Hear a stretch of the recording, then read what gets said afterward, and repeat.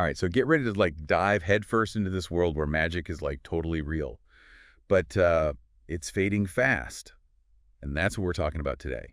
Studio Magic's Heaven's Magic. Specifically, Episode 1, The Ruin of Tybis. Which, by the way, throws us right into the action. Oh, it does. It really does. No slow burn here. Not at all. You've got this incredible empire, right? The Altheans, they've been ruling for like 10,000 years, all thanks to their crazy, powerful magic users. But now their world's like on the edge of total chaos. It's like someone's pulling the rug out from under them, you know? Imagine a civilization built on something as like fundamental as magic. And then it just starts to vanish, like it's flickering out. Right. That's the tension the story sets up, and it makes you question everything. And they don't waste any time getting to the good stuff either. We're talking about a full-blown siege on the city of Abydos.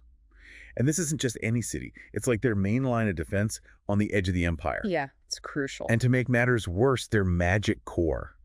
Think of it like their main power source. You know? Their lifeline. Exactly. It's gone kaput, dead, doesn't work. And guess who decides to show up at the worst possible time? Something as barbarians. Oh, you know it. A whole horde of them. Led by the not-so-friendly Titus VIII. Speaking of bad timing. Right. But I think what's really clever about this whole siege situation is that it's not just some random battle. It becomes this perfect example of what's happening to the entire Althean Empire. You know what I mean? Oh, absolutely. It's like a microcosm of their whole situation. Okay. The city's vulnerable depending on this magic that's fading, just like the empire itself. So if Abydos falls, that's it. Game over for the Altheans. It's not looking good, that's for sure. The stakes are definitely high. Talk about pressure. But wait, there's a glimmer of hope. Yeah. Because reinforcements are on their way, and they're led by a guy who's basically like the John Wick of mages. Okay, hold on, John Wick. Yeah, you know, General Raynor. He's got that same energy. I see what you mean. There's definitely a comparison there, that quiet intensity. Right.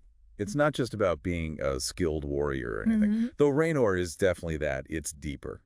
There's a sense of loss that drives him. You can just tell he's been through some serious stuff. Ooh.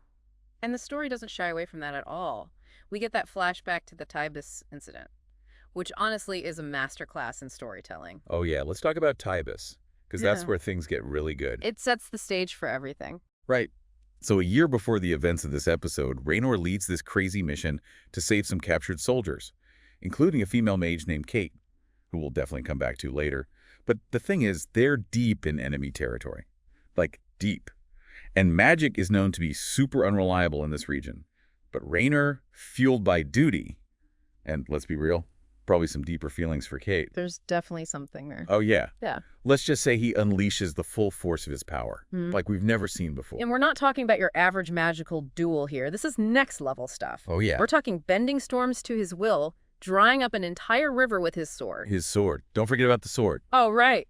His signature weapon, Drakonus. Which, by the way, is totally intimidating. Just saying. Oh, absolutely. But it's not just a cool weapon. It's like an extension of his power. The way he wields it, it's like nothing you've ever seen. It's intense. And this is where we see that Raynor is not just some emotionless soldier. He's deeply affected by what happens at Tybis. The source material describes him covered in blood, fueled by this desperate rage. He pushes himself to the absolute limit to ensure Kate's safety. Both physically and emotionally. He collapses from exhaustion afterwards. That's how much he poured into that fight. Which brings up a really important point about magic in this world. It's not just some tool or party trick. No way. It's tied to their emotions, their very essence, you know? The more they draw on it, the more it takes out of them. So as magic fades, it's not just about losing power. It's about what happens to someone like Raynor. Someone who clearly has this incredible well of magic inside him. Can he even control that in a world where magic itself is unstable? That's the question, isn't it? It's a big one. And it makes you think about the bigger picture, too. What happens to a whole society, to individuals, when the very foundation of their world starts to crumble? It's a fascinating concept, and it's something the story explores really well. We've got a city to save. But yeah, we'll definitely unpack all of that. The characters, the world, everything. Don't worry. But before we get too caught up in the bigger picture, we did want to circle back to something. Remember that symbol Raynor's soldiers were talking about? The sigil.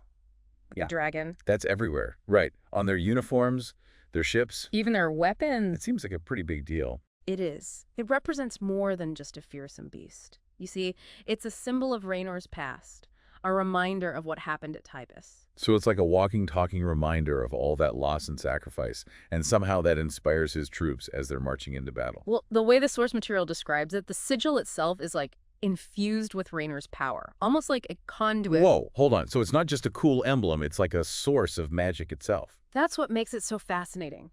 The symbol represents different things to different people. For Raynor, it's a heavy burden.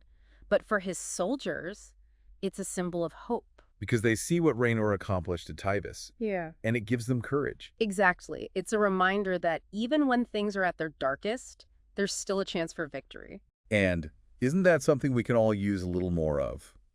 Especially when facing down a horde of barbarians. But speaking of hope, we can't forget about Kate. What's her role in all of this? Remember how we talked about magic being tied to emotions in this world? Well, Kate, she seems to have a different kind of connection, a deeper understanding. Okay, now you've got me hooked. Yeah. What are we talking about here? Is she like some kind of magical prodigy? The source material is vague, but there are hints that she might have a connection to the very source of magic itself. So in a world where magic is fading, that makes her... Extremely valuable. To who, though? Raynor? The entire empire? Or maybe to the people who want to see magic gone for good? Now you're thinking. The story does a great job of making you question everyone's motives. And speaking of motives, what about the antagonists? Who are these barbarians and what do they want? Are they just mindless killing machines? Well, they are led by Titus VIII, and he's definitely portrayed as a ruthless warlord bent on destruction. But they wouldn't be attacking a city protected by a fading magic core if they didn't think they could win. Right. There's got to be more to it. That's what makes this deep dive so exciting. We're just scratching the surface of a much larger conflict, a clash of ideologies, a fight for the very soul of magic. So, just to recap, we've got political intrigue, epic battles, characters grappling with their own inner demons, all set against a world that's literally dying. Where do we even go from here? That's the beauty of it. We have this incredible setup, this world on the brink, and characters with complex motivations. It's a recipe for an amazing story. And don't forget, Raynor risked everything to save Kate back in Tybis. And now their paths are crossing again in Abydos. I have to think that's more than just a coincidence. Yeah, it almost feels like fate is pushing them together, right? Like destiny has plans for Raynor and Kate. It's a classic trope. Yeah. But it works. Especially in this context. You've got Raynor carrying the weight of his past, and then there's Kate with this incredible potential, maybe even the key to saving magic itself. And let's not forget, this is just the first episode. We're just getting started. Exactly. We've only scratched the surface of this world, all its history, the magic system. And there are still so many unanswered questions. Okay, like what about this whole ancient enemy thing? Remember that? They kept mentioning it, like it was some big bad lurking in the shadows. Right, and they never really explain who or what it is, do they? It's like they're dropping these little breadcrumbs, leaving us wanting more. So what do you think? What kind of ancient enemy are we talking about here? Is this like a Voldemort situation? Or something even bigger? I think it's safe to say this isn't your average evil wizard. The way the source material describes it, this ancient enemy feels more like a primal force. Something ancient and powerful. Yeah, that's way more terrifying. And it makes you realize this isn't just a war for territory, or even about who controls the magic. It's about the fate of everything. And that's what makes this story so compelling. The stakes are incredibly high, and the lines between good and evil, right and wrong, they're blurred. So as we wrap up our deep dive into the Ruin of Tybis, what's the one thing you want our listeners to remember? What will make them appreciate this episode even more? I think it's important to pay attention to the details, the subtle hints, the way the characters interact with each other, the descriptions of the magic system. All of that adds to the richness of the story. It's like the creators are hiding clues everywhere. Exactly. And the more you pay attention, the more you'll discover. And as you continue this journey through heaven's magic, think about this. What would a world without magic really look like? And what would you be willing to sacrifice to save it? It's a question that makes you really examine your own values. Because in the end, this story isn't just about magic and monsters. It's about the choices we make, the people we fight for, and what we're willing to risk for the things we believe in. And with that, I think we've reached the end of our deep dive. We've barely scratched the surface. But don't worry, the adventure doesn't end here. You can experience the world of heaven's magic for yourself. Pick up a copy and dive in. You won't regret it. Yeah. Happy reading, everyone.